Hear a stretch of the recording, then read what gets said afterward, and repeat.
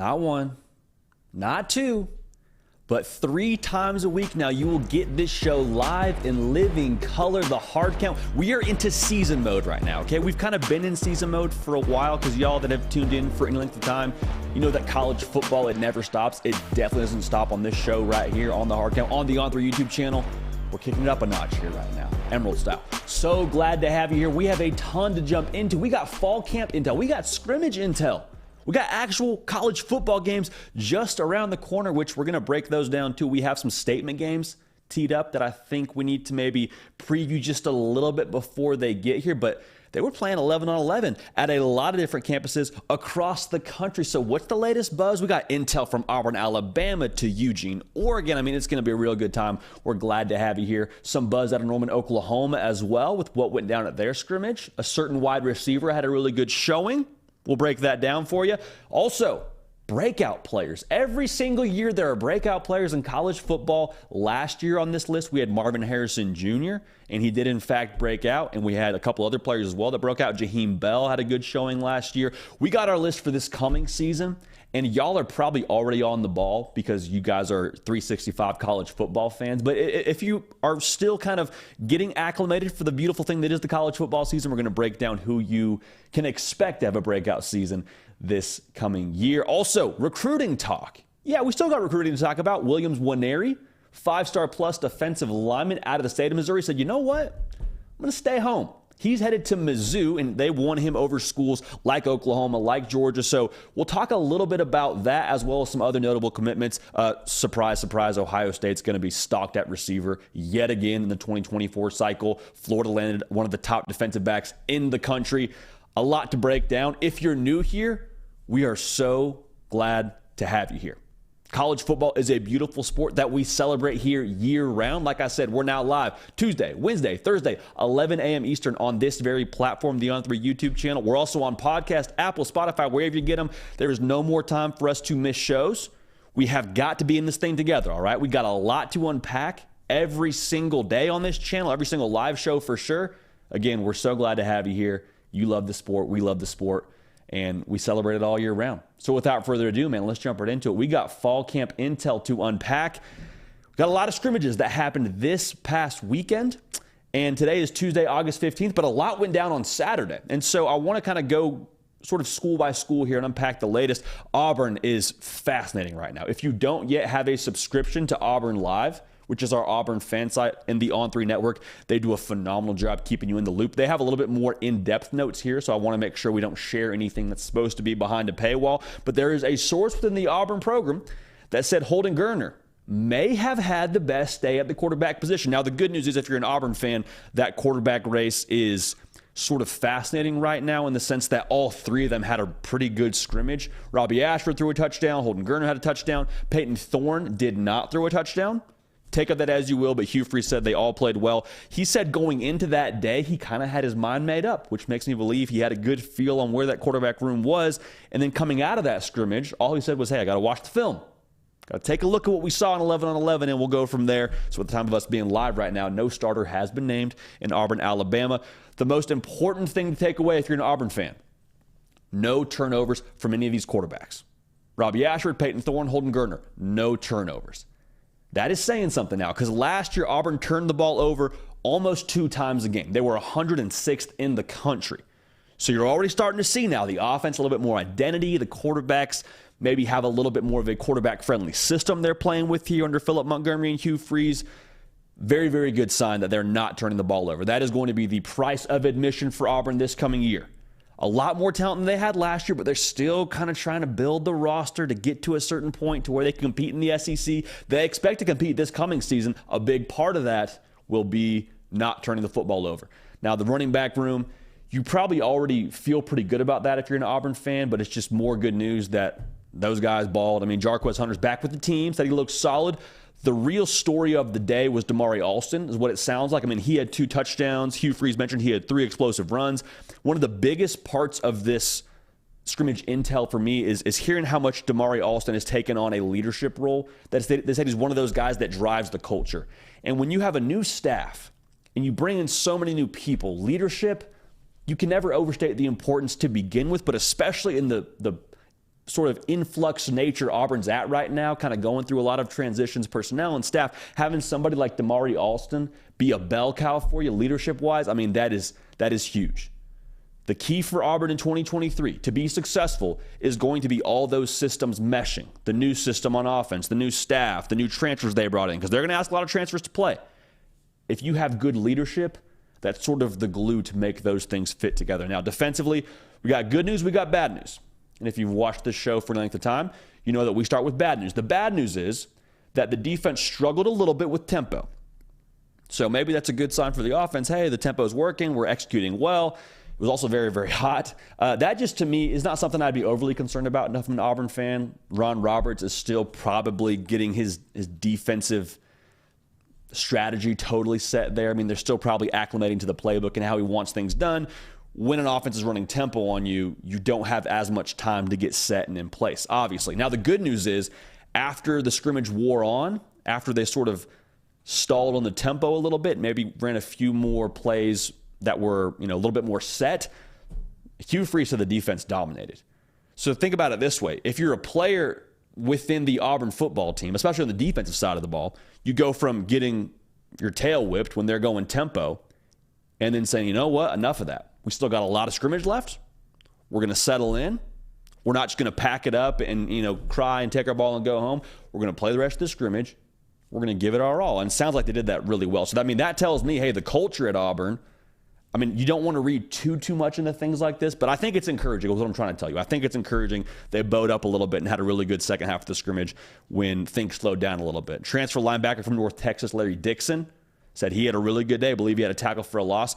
Jalen McLeod is a jack linebacker transfer from App State, or I guess McLeod, transfer from App State. He's one of the twitchiest players on the team. The folks at Auburn Live said he is one of the pass rushers that they've needed there for a while in Auburn, Alabama. So that's very encouraging for the good folks on the plains there. Really quickly, make sure you're subscribed. That's all we're going to ask. We're live now 3 times a week, Tuesday, Wednesday, Thursday, 11 a.m. Eastern. Once you're locked in. Thank you so much in advance for that. All right, now Oklahoma. Let's go to Norman, Oklahoma and talk what's going on there. The good folks at Sooner Scoop. Now I'm telling you, if you don't have a membership there, you're doing yourself a disservice if you're an Oklahoma fan. I'm just saying it. Andrell Anthony is a transfer wide receiver from Michigan, and you saw him pop a couple times at Michigan. You've seen him do some good things, but in this scrimmage, it sounded like he had a couple of big touchdown catches.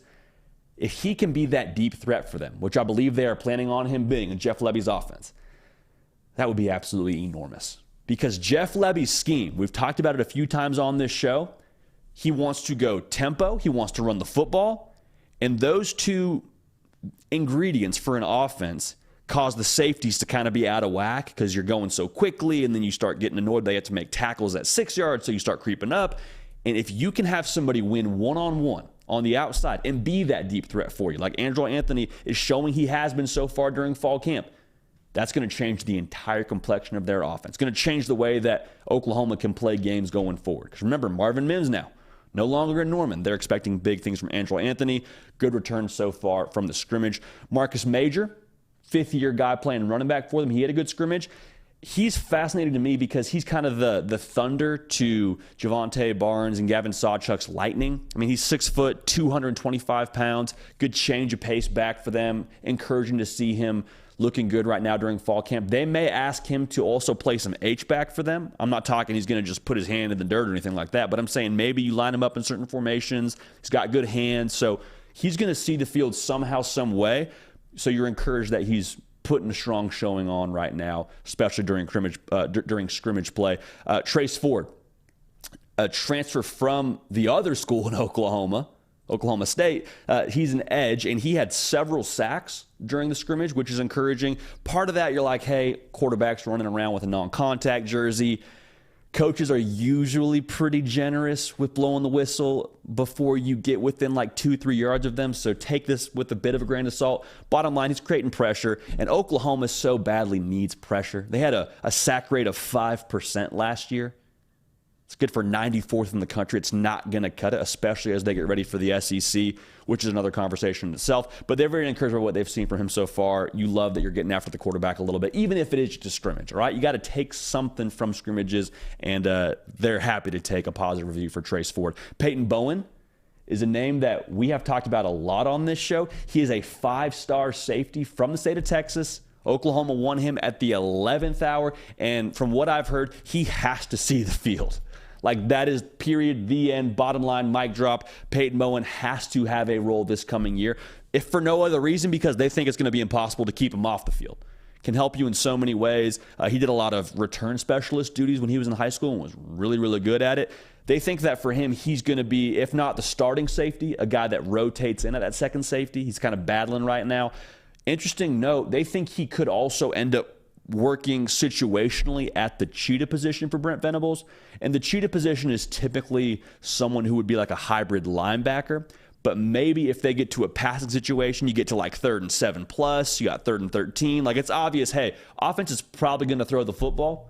Maybe you trot Peyton Bowen out there and have another safety on the field to help defend against the pass. I think it makes a lot of sense.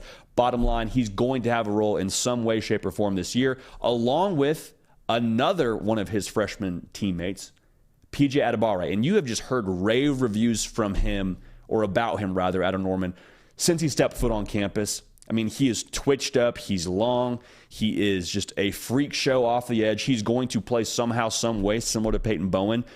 I don't think he starts so far as the intel, but he's going to have a role. So you're excited about the young bucks making some noise early in Norman. Let's go to South Carolina now. South Carolina will eventually see Oklahoma when they get to the SEC.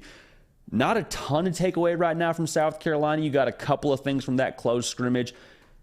The overall sentiment with this new offense is that there's just more of a concise direction. You heard different things from South Carolina last year with Marcus Satterfield, and it wasn't that he did a bad job. It was just, it felt like there were times where maybe there was a little bit too much on the plate for this offense, to where if you do a lot of things good, you don't do one thing great. That was kind of the feeling towards the end of the year. They started to hone in on what they did great. The feeling with Dowell Loggins is they are trying to just do what they did great and bottle it up.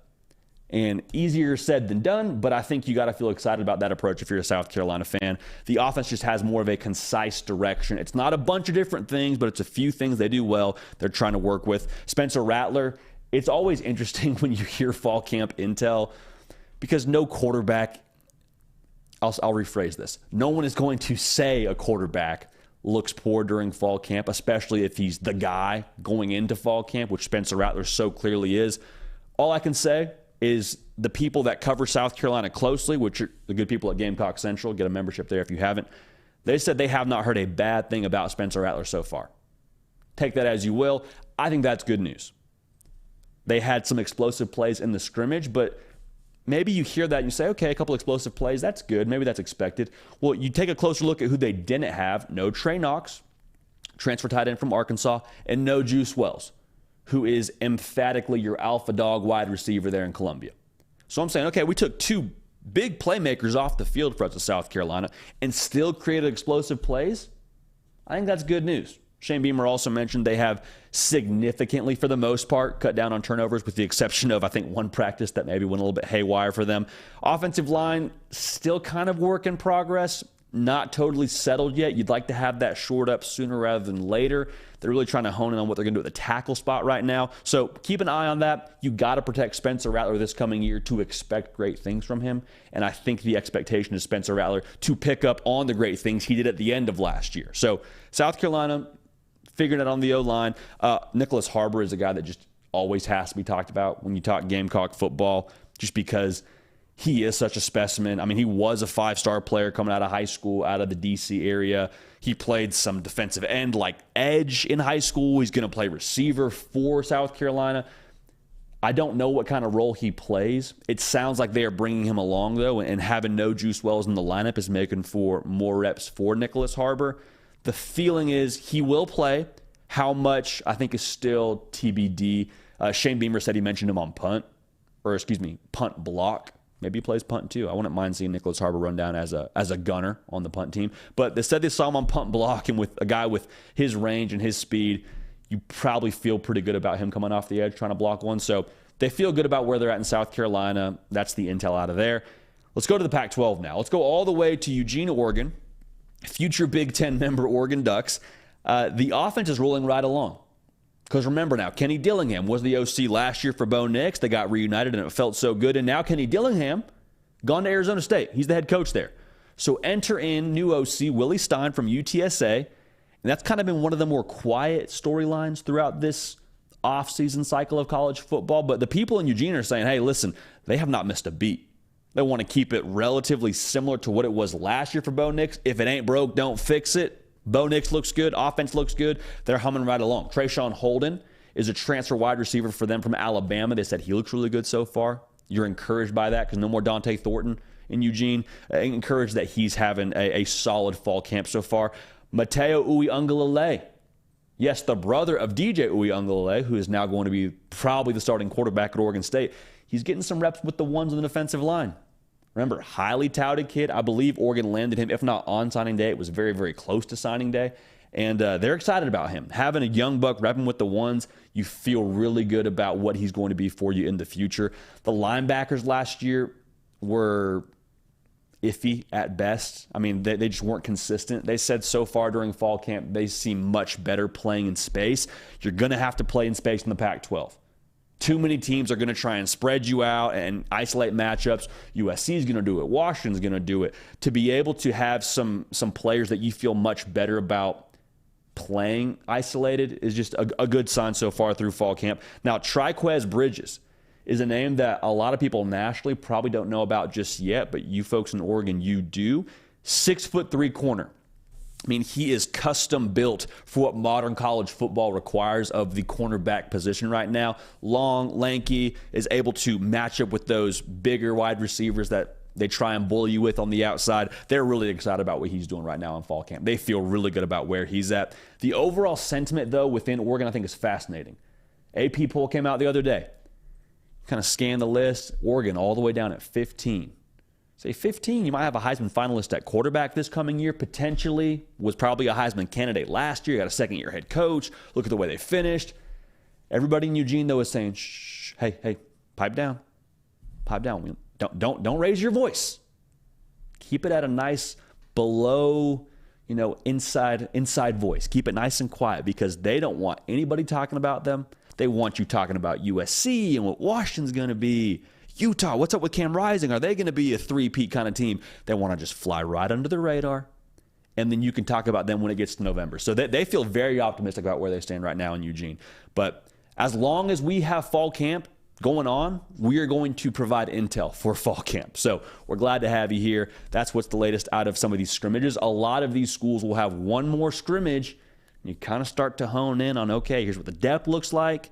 Here's who we're going to travel. It's time to ball now. It is time for college football to get rolling, and one more scrimmage for a lot of these guys trying to decide their depth and trying to win spots. Again, appreciate everybody tuned in live. I'm going to ask two things. One, if you could press the thumbs up icon under the video, get us over 100 likes. We got a nice little streak going right now. If you could keep that alive, we would appreciate that. Also, I'm going to ask you to subscribe to the channel. It's only college football here. There's a lot of other national shows, and I think they're phenomenal. I don't have anything bad to say about them, but it's kind of a college football plus something else. College football plus X, Y, and Z thing that actually has nothing to do with college football. That's not the way this show works. We are college football, only college football, every single day of the year. And from what I can gather, I think a lot of y'all that tune into the show are the exact same way. You just want college football. You just want to hear about your team. You just want to talk about the sport that it is. And that's what we're going to do here. So we're glad to have you tuned in. Now, again, I'll say this one more time. We are now going to not one, not two, but 3 times a week. Before, you were Tuesday, you were Thursday, 11 a.m. Eastern, live right here. That still holds, but in between those 2 days, we're going to Wednesday, 11 a.m. Eastern. So tomorrow, we are back on the air. You like your podcast feed? You're going to find another one in there tomorrow. So we appreciate y'all being locked in and for being a part of this operation. Truly, as a college football community, thank you so much. All right, now let's keep on rolling here. We got real football games to talk about now, y'all. College football season, 11 days away. We have actual games to talk about. And we understand this. Different games mean different things to different teams, if you're tracking with me right there. And I think when we look at the college football slate for 2023, we need to circle, underline, star, which games are going to be considered statement games for different teams. And I had one of you actually reach out to me this morning via my Instagram and said, hey, Texas at Bama. JD, you're about to tell me that Bama is going to run all over Texas, and I don't want to hear that. Texas is a different operation this coming season. Pipe down. And I was like, one, this fires me up because I got one of y'all already knowing what the segments are going to be this coming, I guess, Tuesday. It was in a few hours from when we were about to go live, so you already checked the headline. You were like, let's roll. So thank you for that. The other part of that was, hey, we haven't done the segment yet. Let's talk about this a little bit. Texas at Bama, though, no way around it. It 1,000,000% is a statement game for both teams because the public thinks that Texas is kind of trending up, right? You're probably buying stock in Texas right now. The majority of you, or from what I can tell, are buying stock in Texas unless you're a fan of another Big 12 team or you're a Norman, Oklahoma. Maybe you're an Alabama fan. Texas is trending up right now, is the public opinion. A lot of people are on the other side of things when it comes to Alabama. Nick Saban this, Nick Saban that. They don't even have a quarterback. Nobody's coming back. They lost Will Anderson. They lost Bryce Young. So people are seeing Bama kind of going this way. Now, if Texas were to win this game, the statement is, I don't know if it's like a program-defining win for Texas, but it at the very least provides proof of concept for what we've believed about Texas for a long time. Like, we've always thought Texas is super talented, can score a lot of points, but it's very different to do that against a team like Oklahoma when they were kind of limping in the Red River game last year, than to go do it at Tuscaloosa against the standard in college football over the last 10 to 15 years against Nick Saban. Like, that would send a very different message to the entire college football world. There is not going to be a tougher opponent or a more difficult environment on Texas's schedule the rest of the way. Just no way. Bryant-Denny Stadium at night? Are you kidding me? That's not to dunk on anybody else in the Pac-12, or in the Big 12, rather. I'm just saying, I think Texas, if they were to win this game, this puts a lot more respect on their name. Also, it proves that they have the chops to compete at that college football playoff tier, in my humble opinion. Now, I want to be careful for us not to define Texas from this game, but at the very least, if they were to win, it would legitimize a lot of what we said about Texas over the past couple of months, right? Make sure you're subscribed. Make sure you're locked in. Thank you so much. All right, now if Alabama were to win, it would feel a lot like a reminder, wouldn't it? It would feel like Nick Saban just kind of crossing his arms, sitting back in his chair and just saying, y'all really fell for that all off season? You really thought that we were done? Thought I was going to pack it up? Really? The eye test matters a little bit here with Alabama. If they win by 2 scores, message sent. Message sent, message received.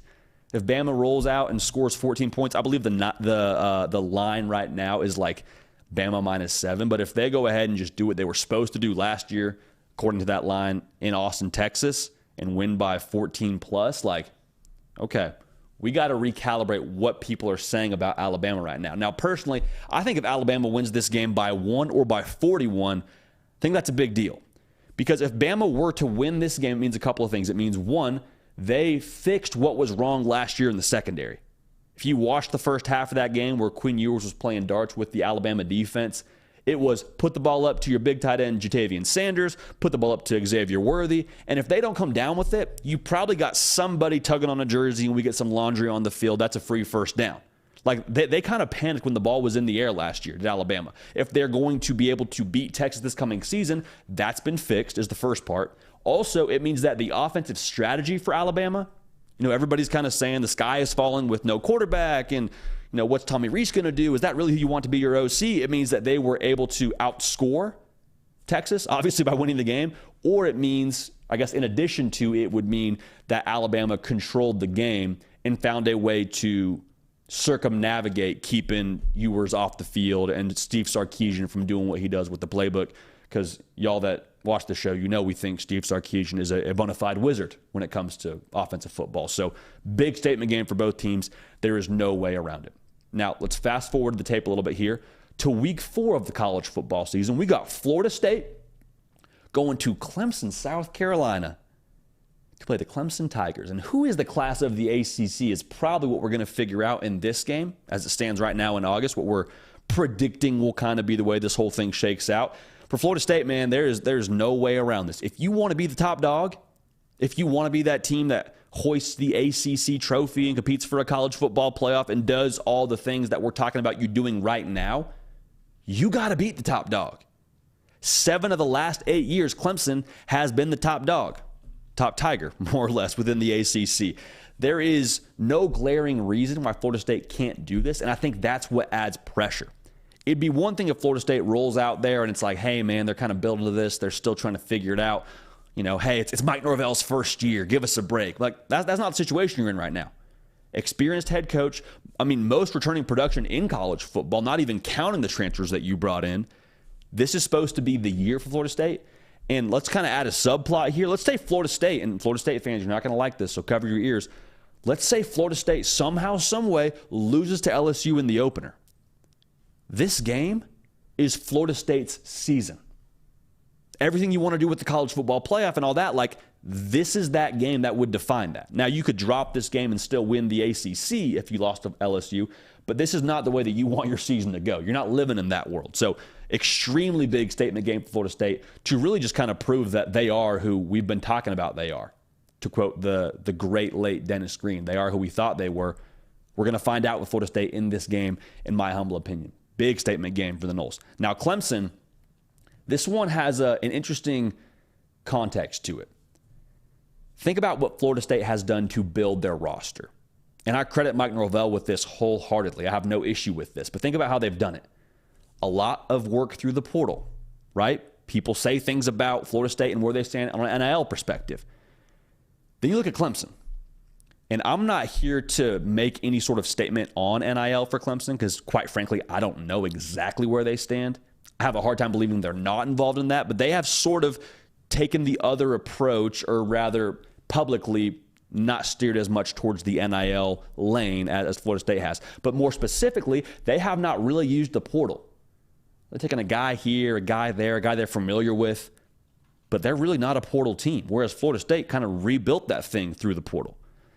For Clemson, I think it's your way, the way that you have stuck to, for better or for worse, versus their way.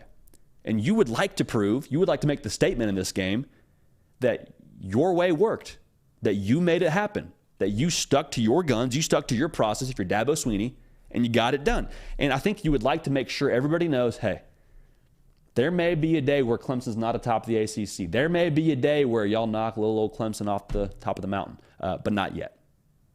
Not yet. Now, again, I think we get this game in the ACC title. I've already made my prediction on that, and y'all that have tuned in for any length of time, you know that. But I'm just saying, let's keep an eye on this one because there's some statements to be made with both those teams. Next statement game I want to talk about here, we go to Week 8. This probably will be the game of the year in the Big Ten to that point in the season. I know we got Ohio State, Michigan at the end of the year, but we got Penn State going to Columbus, Ohio to play the Buckeyes. This game has no shortage of storylines, but think about the way that we have perceived Penn State the entirety of this offseason. Hey, they're really deep on defense. James Franklin says they have a chance to be better on the offensive line. Hey, they got Abdul Carter, a super sophomore. Nick Singleton, Katron Allen. Like, you know all the buzzword players we're talking about. Leading all the way up to Drew Aller, 5-star quarterback, going to change the game for Penn State. That's how we've talked about it. We've talked about them having a better chance to compete nationally for a Big Ten title, for the college football playoff berth, based on what they have in-house there now. And so for Penn State, if they were to win this game, the feeling would be like, hey, we have arrived. We have arrived. The last time they won the Big Ten, I don't think it's any coincidence that it coincides with their last win against Ohio State, and that was in 2016. You win this game, which is this is the first real test for Penn State now. Make no mistake about it. The question is, can you beat Ohio State and Michigan? And this is the first test they get. This would legitimize all of their college football playoff buzz they've had the entirety of this offseason. There's no asterisk now this time for Penn State when they go to Ohio State. There's no, oh, but it was a whiteout game. Oh, but our quarterback was, no. You got the quarterback. It's on the road. You win this game. You send a statement loud and clear like, hey, we are for real. You got to deal with Penn State in the Big Ten race. On the other side of things, though, for Ohio State, if you were to win this game, it removes the question of, well, where do they stand in the Big Ten? Because there's so much about Ryan Day losing to Michigan twice, and they have a new quarterback and all that. Like, if you win this game, there's no more like, oh, Penn State's gaining on them. And I don't know what the final score of this game is going to be. Obviously, if I did, I'd put some money down in Vegas. But if they were to win this kind of game, I think it's just validation for Ryan Day that, okay, Ohio State is that top 2 level in the Big Ten. We once again realized that in 2023. Also would have to be validation for whoever he picks to be his starting quarterback. Because at the time of us being live, he has yet to name a starter. I think he's going to do that here pretty soon. But whether it's Devin Brown or Kyle McCord, this is the kind of game that you need good quarterback play in. Just period, the end. You need good quarterback play to beat Penn State this coming season, because I think Drew Aller is going to put the pressure on Ohio State. If nothing else, that run game will put pressure on Ohio State. You will have to score points. You will have to have a capable quarterback show up in this game. So if you win it, you got to feel pretty good about whoever you rode with if you're Ryan Day. Now, we're going to stay in that same week. Utah goes to USC. I really hope this is at a reasonable hour. I hope this isn't one that a lot of people miss because it's like a 10 Eastern kick in the Coliseum. Like, I'll tell you this. There's a lot made about LA and about what they don't have on the college football side of things from a passion standpoint. I can say this from going to several games growing up in the Southern California area. When they have a big-time matchup and there is the buy-in that is credible because of how the team is playing, and that's the way that USC is playing right now. I mean, they're a national story right now with Caleb Williams. The Coliseum is a special place to be, man. It's a special venue. That place gets rocking. The student body is bought in. That's how I expect it to be for this game for USC. For Utah, though, if they were to win this game, it'd be the silencer. It would be the absolute silencer on all the noise, all the talking about USC, about other teams, and Utah and Cam Rising. It would just be silence. No more of that. We did it twice last year. We did it twice. We beat USC at our place. Then we ran through them in the Pac-12 title game. And people are saying, oh, but that was at home the first time. Oh, but there was no Caleb Williams, no 100% Caleb Williams really in the Pac-12 title game. You go and do it in the Coliseum, in that environment I just described, against, you hope and pray, fingers crossed, I think for both fan bases, you get a healthy Caleb Williams. No more questions, Your Honor. No more questions. We're done here. Yes, we're still that team if we're Utah. That's what we're saying coming out of this game, should you handle business against USC and Los Angeles. Now, but for USC, if you win this game, the statement is, this isn't the USC that y'all talked about all spring and summer. All spring and summer, all we heard, yeah, Caleb Williams, super special, but the defense, so soft. Missed so many tackles. All the Tulane jokes, all the Lincoln Riley can't win the big one, all that. Like, I don't know if you totally answered the Lincoln Riley can't win the big one questions. I think you probably have your sights set on that this coming season. But if you take care of business in this game, shows that, okay, we can play that style. Because Utah, they're going to play bully ball. We already know it. They're going to try and do what they did to y'all last year in the Pac-12 title game, which was just play battering ram kind of football between the tackles and make you say uncle. And if USC holds up against that, that raises a lot of eyebrows across the country. Because you know who else would see that? Other teams that they would probably see in the college football playoff.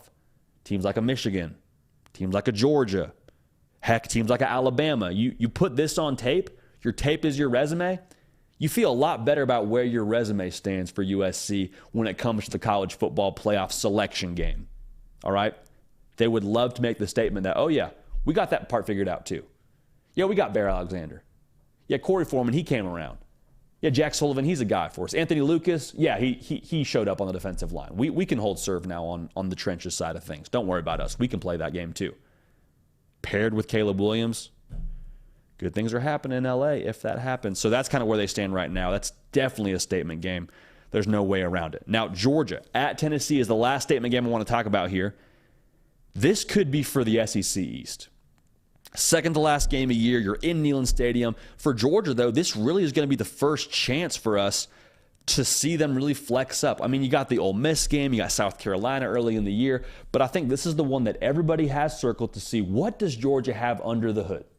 Because it was kind of that game last year in Athens where everybody said, oh, okay, that's the Georgia team that we've kind of been looking for all year. Saw them in Atlanta against Oregon, but to do it against an SEC opponent, against a $1 million offense that they're running over there, scoring however many points a game, like, looks like $1 million. Okay, that's the Georgia team we're going to see now. But this could be the game where they get to do that. Because I think at this point in the year, you're going to have to score points to keep up with Tennessee. And I'm going to go ahead and assume it's Carson Beck starting for Georgia.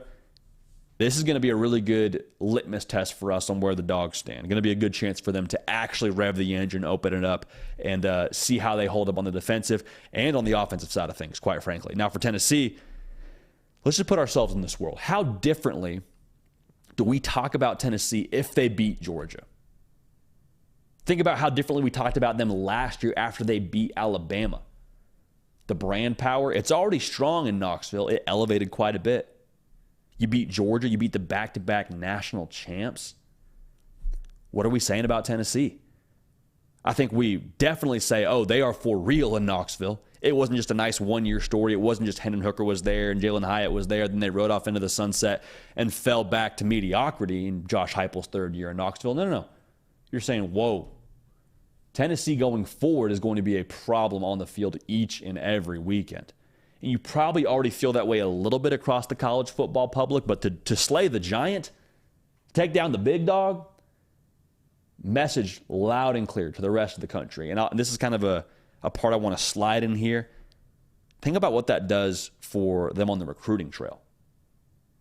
At that point, think about how you can package that moment up. Forget the number of recruits that are probably at that game. Think about the recruits that are watching on television. You beat Georgia. Go and push that out to the masses and say, come play at Tennessee. Could be one of those moments that really does a lot for them on the recruiting trail should they win that game. So a lot of statement games, enormous impact all over the country, week in and week out. I can't wait for college football to be here.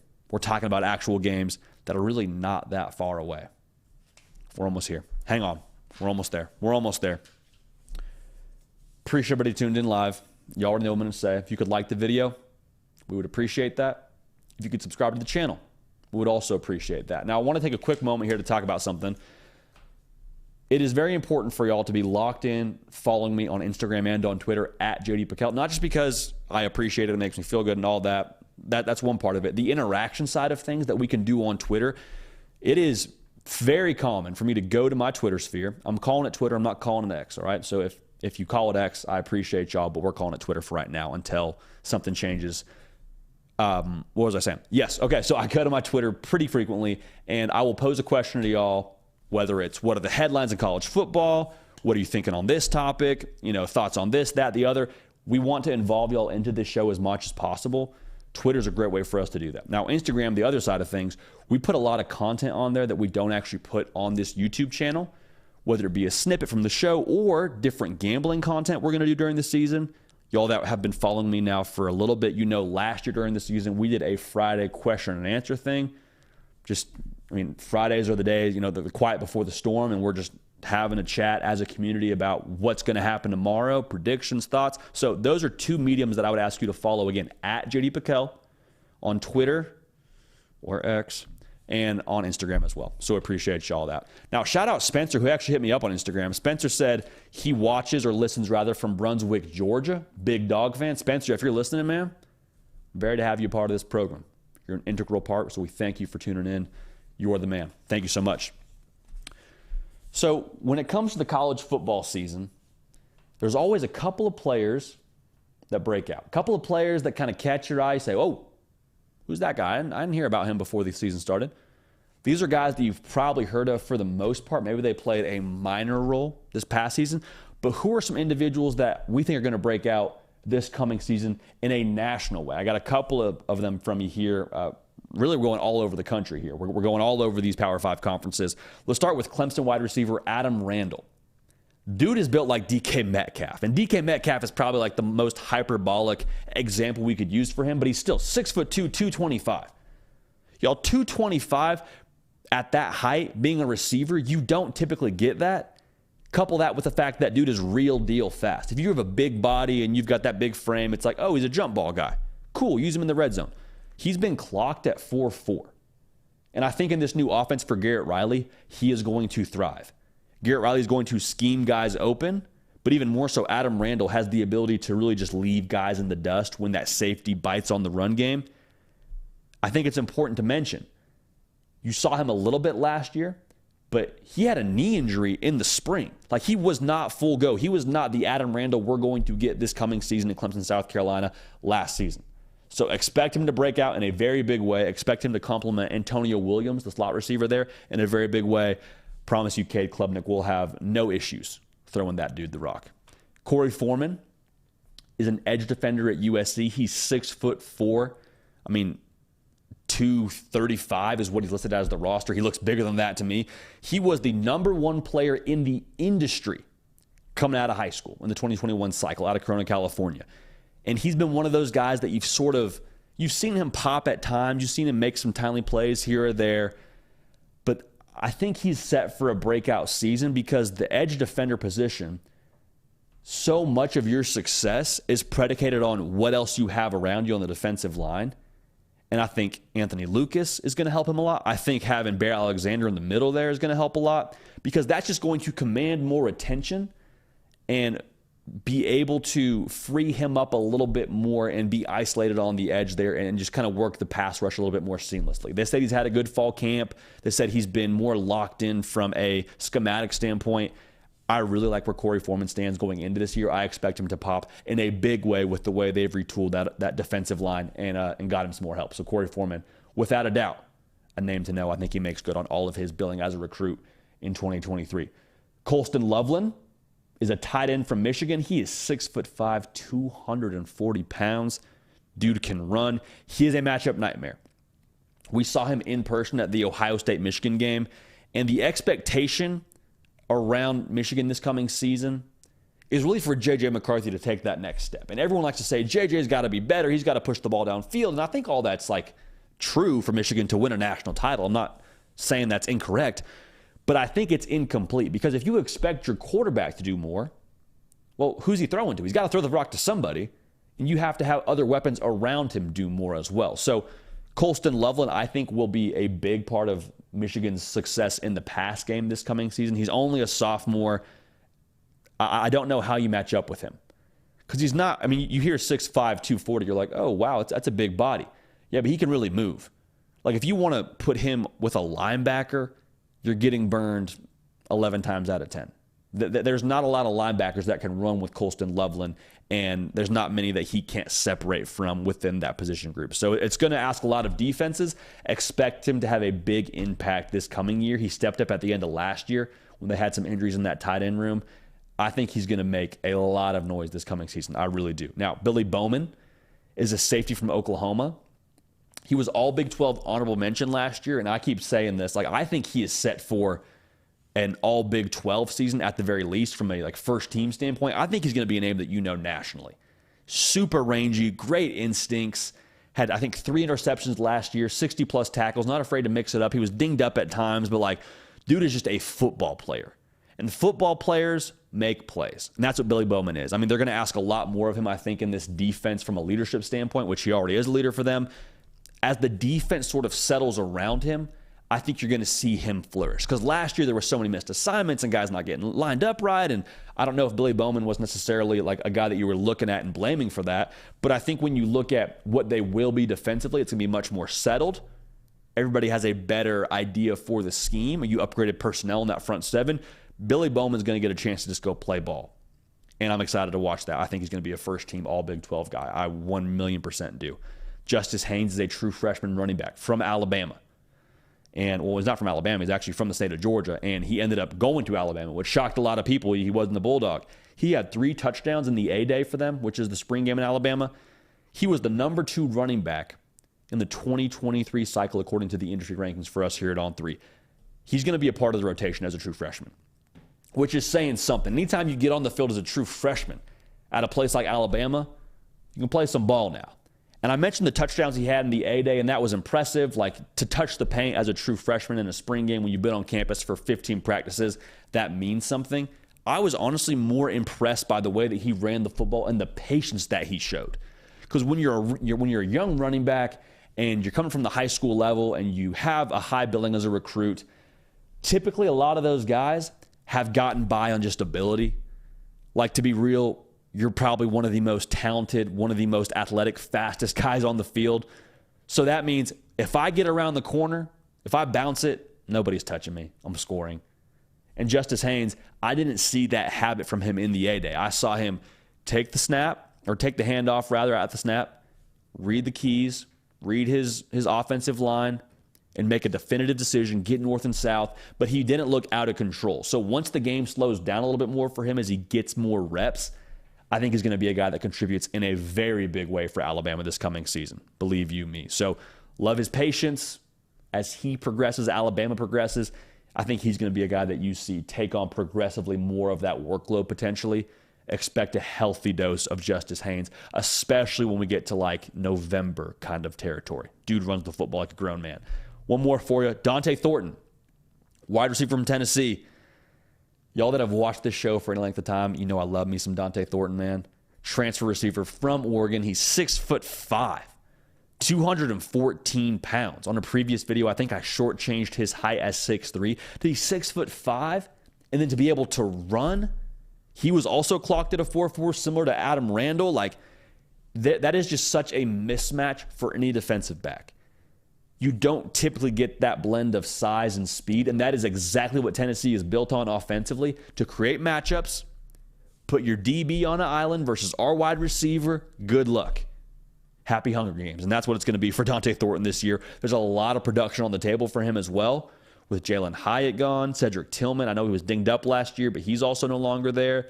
Expect Dante Thornton to eat and eat greedy in Knoxville this coming season. So a lot of breakout players. This is not an exhaustive list. Could have also put Jordan Botelho on this list. You know, I've talked about him a lot on this show. Adam Randall from Clemson, Corey Foreman from USC, Colston Loveland, tight end from Michigan, Billy Bowman, the safety at Oklahoma, all Big 12 first team incoming. Justice Haynes, the running back from Alabama, true freshman. Expect him to really build as the season goes on. And then Dante Thornton, the wide receiver from Tennessee, we just talked about. Big play waiting to happen for them this coming season. A lot of playmakers, man. A lot of guys we got to talk about. And I mean, there's more we could have talked about there, to be honest with you. Maybe we go back and revisit that if y'all want us to, as we get further and further into the college football calendar. We almost got games to play here, so we kind of got to call our shot. But again, thank you for all y'all that tuned in live. Here's one thing we do now. We got one more segment, then we're getting to the end of the show. If you're new here, welcome. A lot of what we do here is predicated on, like I said, being the People's College Football Show. We can't be the People's College Football Show if y'all don't contribute to the show. So the big bonus of being tuned in live, Tuesday, Wednesday, Thursday, 11 a.m. Eastern, is that we go to the live chat and get your questions, your concerns, your takes, whatever it is. We just kind of unpack it as a community. So get those in right now. We'll talk about those in just a second. Before we do that, though, we got to talk some recruiting. Because recruiting, much like college football, is year-round with guys committing, decommitting, top fives, top fours. I would encourage you to follow On3 Recruits on Twitter and Hayes Fawcett. They're going to keep you in the know for all things recruiting. But yesterday, 5-star plus defensive lineman Williams Nwaneri committed to the in-state school, Missouri. Again, 5-star plus. There were a lot of schools that wanted Williams Nwaneri. And Missouri has won big recruits like this before. I mean, the first guy that comes to mind is Dorial Green Beckham. But they won him over schools like Georgia. This is Williams Nwaneri. They won him over schools like Georgia, over schools like Oklahoma. This was an enormous get for Eli Drinkwitz and company. I mean, that's probably the most obvious part of this. But this whole recruitment, I think, really does signal what college football is going to be going forward. Because everybody that is upset about not getting Williams Nwaneri is saying, well, they just bought him. What was NIL? NIL was the reason they got him, and that's not fair. Well, it's like, it's unfair? Really? Because you can do that now. NIL is definitely a real thing now in college football. So what I'm trying to say is, if Missouri got Williams Nwaneri because of NIL, more power to them. Right now, yelling about NIL and a kid's recruitment and being upset with that is in the same category as yelling about a kid liking a coaching staff better or liking a campus better. Like, it is 1,000% a part of the ingredients in a kid making a decision right now. Or it's 1,000% allowed to be, rather. This is a very big deal for them to keep him home. And this, I think, to the larger point, signals what the new college football landscape is going to be when it comes to recruiting. I think we're going to see a lot more parity among these commitments. You're already seeing it. Guys like Dylan Stewart committing to South Carolina, Nicholas Harbor last year going to South Carolina, Williams Nwaneri picking Missouri. Like, these kids now are going to, I think, way more options, and there's more schools that can get in the mix for them right now. I'm curious to see how this impacts parity going forward when it comes to college football. Because to get these kids is great, but now to stat classes and to develop them, that still falls back on the coaches that coach football.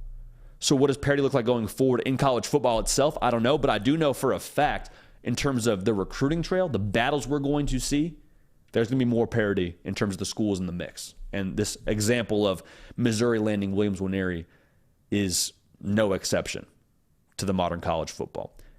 4-star corner Wardell Mack committed to Florida. And he is the number 19 player in the country, according to us here at On3. Florida right now, at the time of us being live, they have a top 3 class in 2024. I'm just letting that kind of sink in there. The Florida Gators that won 6 games last year, that Vegas says is going to be right around 5.5 wins this year, top 3 class. A lot of people that are down on Billy Napier seem to always have something to say about his recruiting and something about his development. And I'm like, there's a lot of talk about development when he had guys that were 3 stars at Louisiana that are now playing on SEC rosters or in the NFL. So don't tell me about development. What I think we're seeing right now, though, is guys that are playing in the secondary wanting to play for Corey Raymond, who is a secondary coach for Florida.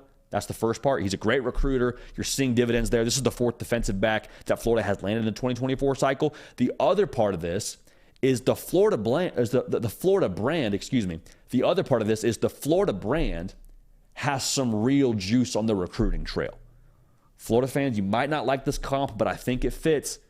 Kind of reminds me of the situation at Auburn. How quickly did Auburn kind of get things turned around on the recruiting trail in the direction they're headed? Same deal with Florida. Kids want to come play for Florida.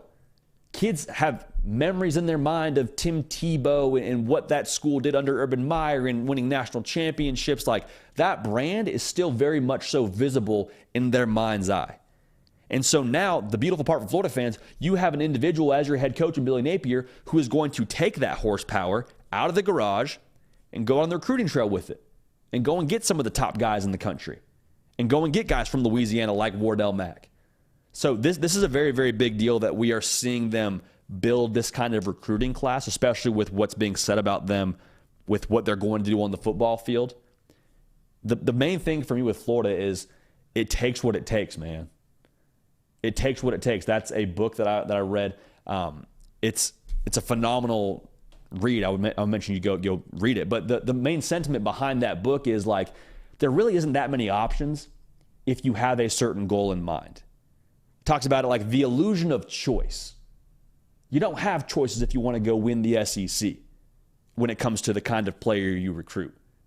You don't have choices to go and get a 2-star or 3-star kid. Maybe I don't want to hit the trail today. Maybe we shouldn't compete for this kid. No. If you want to win the SEC, it takes what it takes. You got to recruit top talent. And that's what Florida's doing right now. So I commend Billy Napier in Florida and big time going and getting Wardell Mack.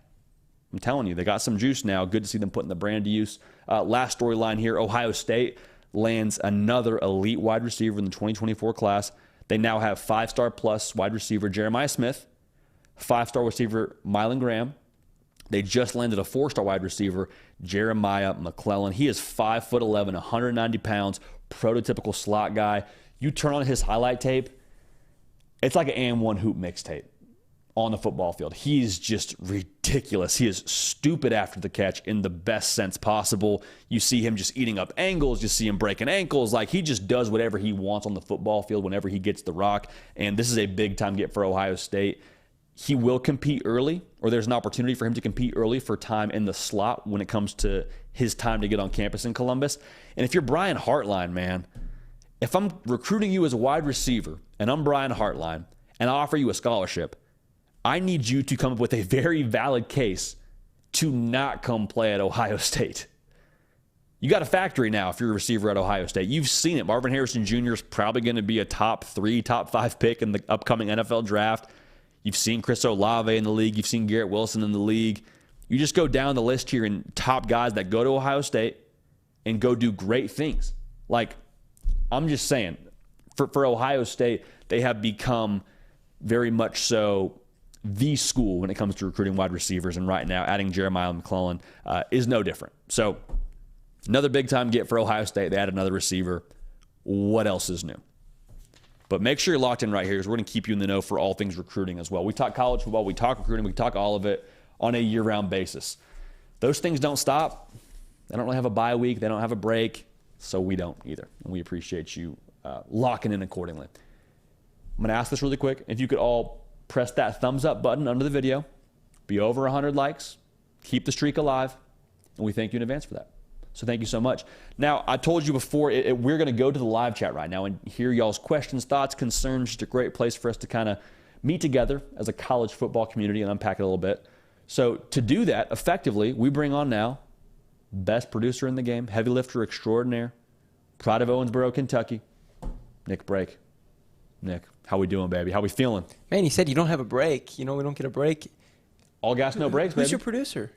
The man, Nick Brake. You know what I'm saying? Yeah. Now you get it. Golly, that was quick. That was quick. That was quick. I liked that, man. I'm glad you got it. It would have been really awkward if you didn't get that. The Was joke. good. I was like, what are you talking about? Only break we take around here is a Nick Brake. I love it. JD, first question coming from Heather Higginbottom. Hashtag Ask JD. There seems to be a bunch of Vol haters in the comments. What do you think about Tennessee being ranked 12 in the AP? It's usually the other way around, Heather. It's usually all the Tennessee fans just going to war with everyone else. But today has been a little bit different in the chat. There we go. I love it, man. Not to disregard this question. What I would say is if you are worried about the early preseason rankings you're getting, don't worry. The preseason polls are great. I'm here to talk about them a little bit. I'm here to reference them, rather. We're not really going to unpack them too much. They're fine. It means we're close to college football. But again, it doesn't have anything to do with what's actually going to happen on the field. So the reality for Tennessee is if they go out and win all their football games, everything you want to happen is going to happen. Don't worry about the AP poll. Don't worry about where you're ranked right now. I mean, think about where they were ranked last year. I don't even remember where Tennessee was, but I do know at the very first college football playoff ranking, they were number 1. Tennessee in the SEC, you control your own destiny. Don't worry about it. Rankings, schmankings, we're not talking or worried about that if we're a Tennessee fan. So I appreciate the concern, though. I do. I don't want to disregard that question, but I just want to make sure that you get to inhale, exhale, relax. We're going to play some ball. We're not even going to worry about it. We'll talk about this again when it comes to November. But a great question. Very good question. This is also a great question. It's from Turner Fleming. Hashtag Ask JD, does Alabama fall apart if the quarterback room becomes a problem and they become a one-dimensional offense? JD, you've said very things that would imply that you don't think that's the case. Yeah, I think it's a very valid concern. I think the main concern for me, if the quarterback room becomes a problem makes me think they're turning the football over. So if they turn the football over, then you do have an issue at Alabama. Then you are kind of trying to play left-handed and probably spotting team scores. So as long as they're not having multiple turnovers, then we have real issues. But I think what you said there is crucial. They cannot become a one-dimensional football team. Now, you can have a fastball and lean on your fastball, but they need to be able to also have a pass game to complement it. Now, they're not going to be a team that drops back and throws it 40 times a game this year or even 30 times a game this year. I don't expect that from Alabama. I think they will run the football. I think they will have a one-track mind with running the football. But off of that, they're going to have a lot of deep shots that they want to hit on. So I guess to answer your question, if it becomes a problem, it means turnovers and it means missing those opportunities on the deep shots. I don't think Nick Saban will ride with that long term. I think if you see that happen, you could expect some movement at the quarterback position. Good news for Alabama, though. They got some options in that room, Nick. They got Jalen Milroe, Ty Simpson.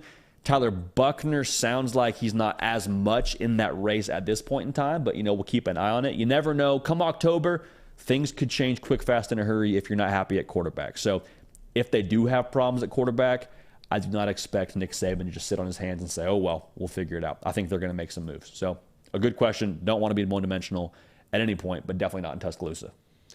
Alrighty. Sean asked, JD, what's your favorite potential playoff matchup that you would love to see in the postseason? Sean said that theirs would be OSU versus Texas, which is Kyle McCord versus Quinn. Ooh, man. That would have some juice. That's a good one. That would have some juice. I would love to see that. Really quickly, if you could like the video, we're almost to 100 likes. Thank you so much. Thumbs up button. We appreciate you in advance.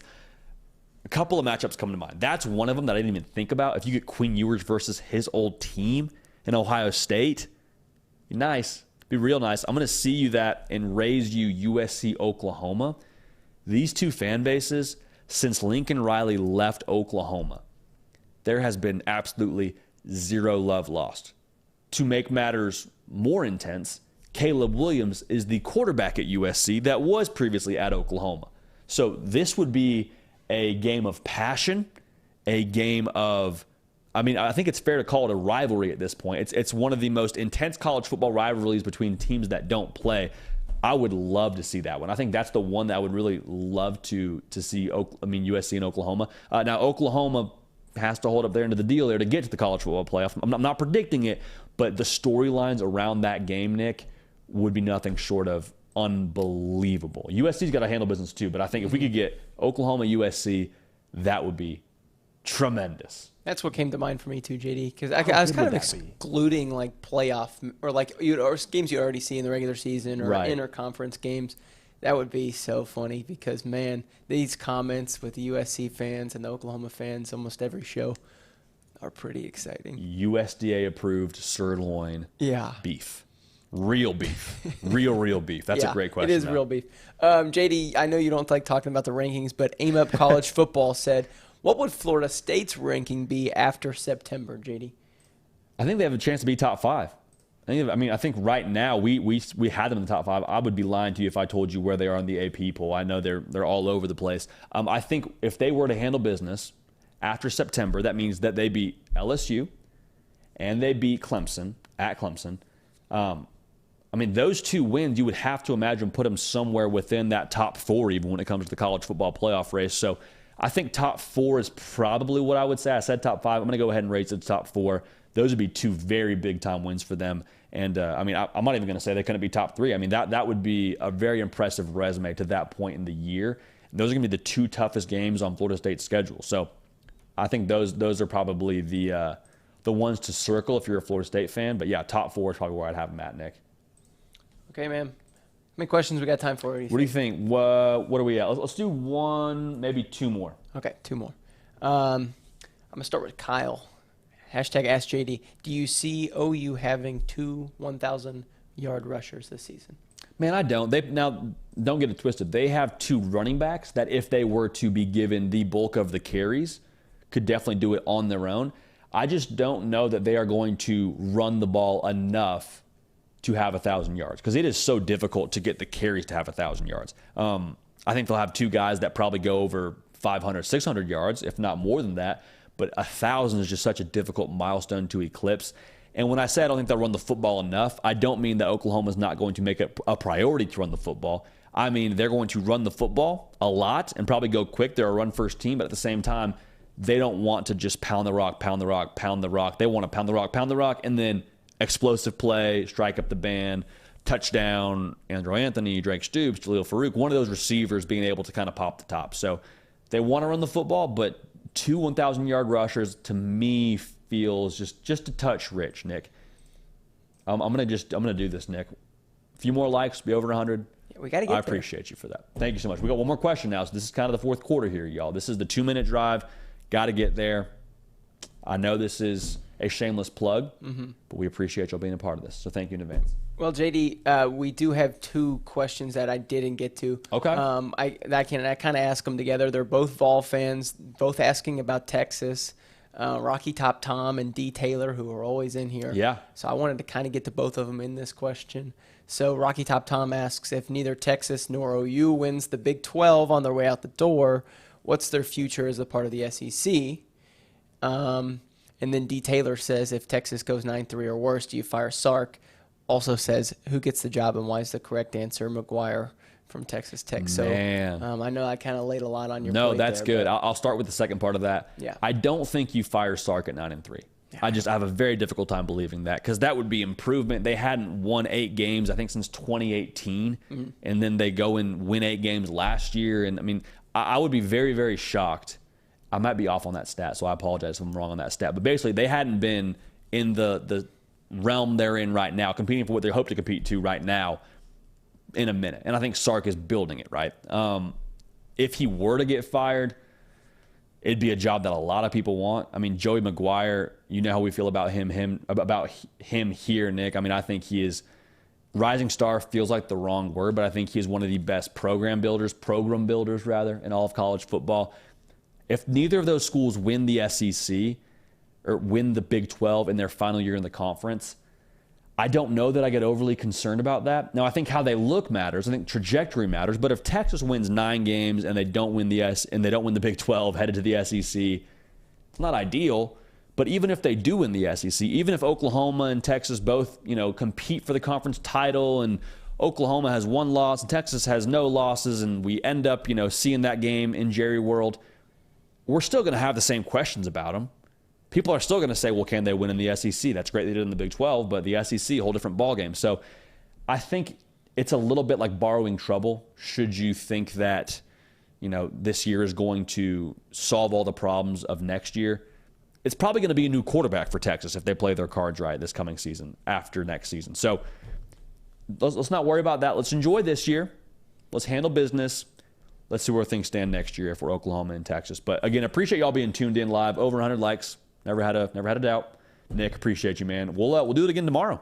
Dude, we are going to tear it up on a Wednesday. It's going to be great. Yeah, it's going to be great. I can't wait. Appreciate you, big dog. Big kickball game for Nick tomorrow night. So we'll unpack that actually tomorrow morning. We'll get a good pregame interview in with him. Again, thank y'all for the 100 likes. Big time by y'all. Showing up, showing out, as you always do. Never had a worry, never had a concern. But we appreciate y'all for being a part of this. We appreciate y'all making this show what it is. And I don't say that lightly. Y'all are the reason why we get to have a show like this. The audience and the community that y'all have allowed us to cultivate, we are very, very grateful for. And just an absolute blast to get in here and talk some ball with y'all, man. 11 days from week 0 of the college football season. The beautiful part, we're going to see y'all tomorrow morning, live in living color, 11 a.m. Eastern on this very YouTube channel. I'm JD Piquel. We appreciate y'all. We love y'all. We're going to keep this party rolling. We will see y'all next time.